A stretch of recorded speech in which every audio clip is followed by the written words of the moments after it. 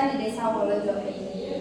Nah, pada kesempatan kali ini saya bukan ingin mengajari ibu bapak sekalian, tetapi saya ingin mengajak berdiskusi, mengajak sharing, belajar bersama seperti itu. Sebelumnya dikembalikan dulu bahan diskusi kita ibu-ibu.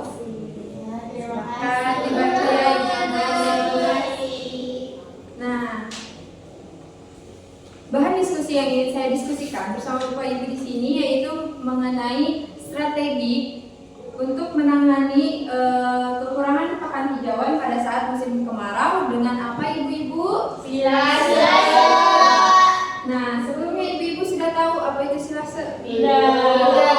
Ada yang tahu nih? Nah, jadi silase ini merupakan pakan hijauan ternak yang sudah diawetkan yang memiliki kandungan air sekitar 60-70%. Nah, silase ini diawetkan di dalam wadah tertutup yang dinamakan dengan silo. Jadi apa wadah tertutupnya itu? Silo. Silo itu jadi tempat dia difermentasi, didiamkan beberapa saat gitu. Nah, silo ini di dalamnya itu diisi dengan silase yang akan difermentasi oleh mikroba-mikroba baik di dalamnya. Nah, setelah tahu Nah, setelah tahu apa pengertian dari silase, ibu-ibu tahu nggak tujuannya? Kenapa harus kita bikin silase? Kenapa kita harus membuat silase? Pakan tambahan, pakan simpanan. Nah, semuanya benar ya ibu-ibu. Jadi berhubungan dengan judul diskusi kita kali ini yaitu strategi untuk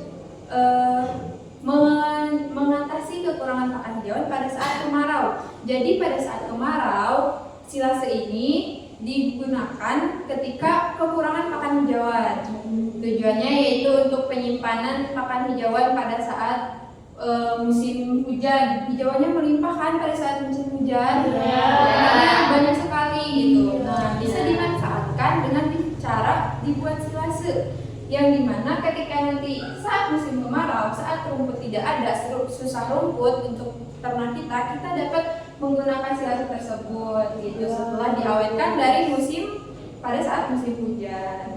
Nah, setelah tahu, ibu-ibu penasaran nggak gimana cara buatnya? Nah, itu dia.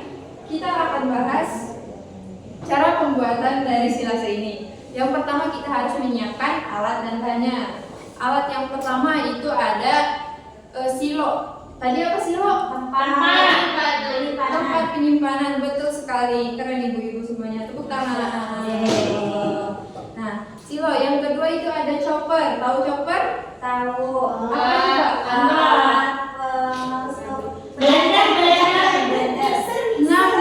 Blender, pencacah, benar semuanya. Bisa digunakan untuk menghaluskan atau menjadikan rumput yang panjang yang besar itu menjadi bagian-bagian kecil. Kalau misalkan Bu, saya di rumah nggak punya chopper, saya di rumah nggak punya alat yang canggih gitu. Kalau nah itu bisa pakai bolos, bisa pakai arit. Betul seperti itu. Betul. Nah, selanjutnya itu ada pengaduk kayak sekop gitu buat mengaduk silase itu, buat mengaduk rumput. Jadi ada campuran juga. Ada, itu kan alatnya. Sekarang kita bahas bahannya buat campuran rumput itu. Nah, bahannya apa aja? Yang pertama pastinya ada Rumput. Rumput dong Bu, ini udah bahan ya. Buatnya gimana? Nah, yang pertama itu bahan utama yang ada rumput. Nah, selain rumput Saya baca di sini beda. Nah, betul. Kak ibunya keren banget baca dari situ. Iya, benar. 4. Setelah kita punya rumput, kita harus punya dedak buat bahan campurannya tadi. Selain dedak, ada lagi bahan campurannya. E4 itu ada bervariasi. Kita pakai E4 apa? E4 itu tahu. Nah, E4 itu mikroorganisme yang sudah dipingsankan ibu-ibu. Jadi ketika mikroorganisme itu dikasih makan, nantinya mikroorganisme itu akan hidup lagi gitu. Jadi dia cuma pingsan tidur, nanti dikasih makan dia hidup lagi gitu ibu-ibu. Makanya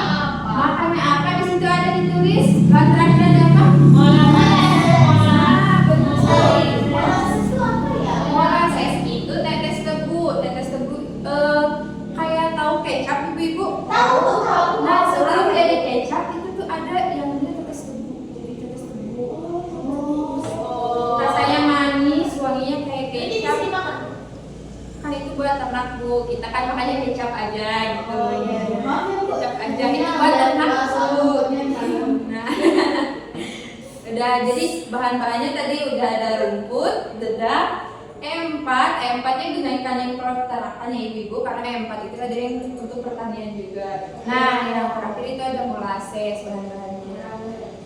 Setelah tahu alat dan bahan, kita beralih ke cara pembuatannya. Gimana sih cara pembuatannya itu? Nah, yang pertama, ibu bapak panen rumputnya dari ladang kalian atau dari lahan tempat kalian menanam rumput. Nah, Bu, setelah rumputnya dipanen- kalau rumput liar nggak? rumput liar biasanya yang digunakan itu rumput lapangan gitu.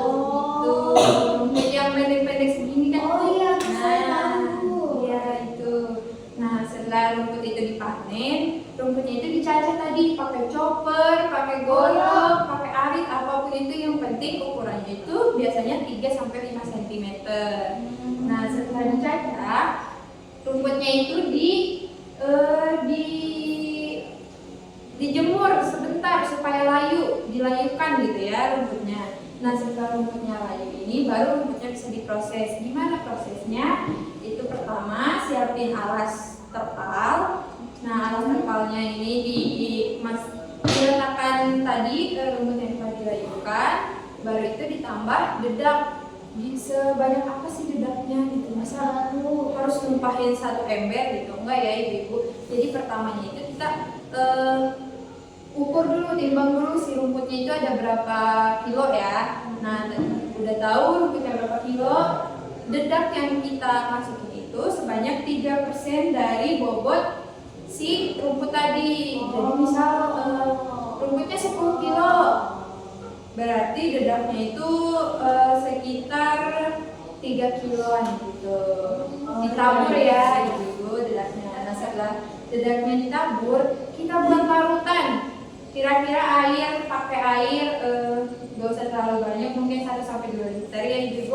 Terus ditambahin yang tadi E4 itu, E4 nya dimasukin ke situ. Biasanya itu 1 tutup botol.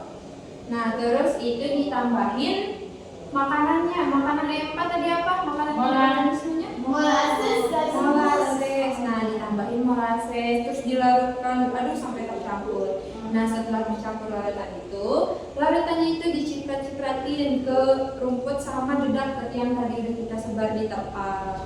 Nah, diciprat-cipratin sampai habis larutannya. Nah, setelah itu semua bahan itu diaduk sampai merata, diaduk bolak-balik ya biar merata. Setelah tercampur semuanya, bahan-bahan itu dimasukin ke silo tempat penyimpanan. Nah, dimasukin ke silo, dimasukinnya itu bertahap, berlayer. Jadi yang awalnya itu dimasukin satu ember misalkan.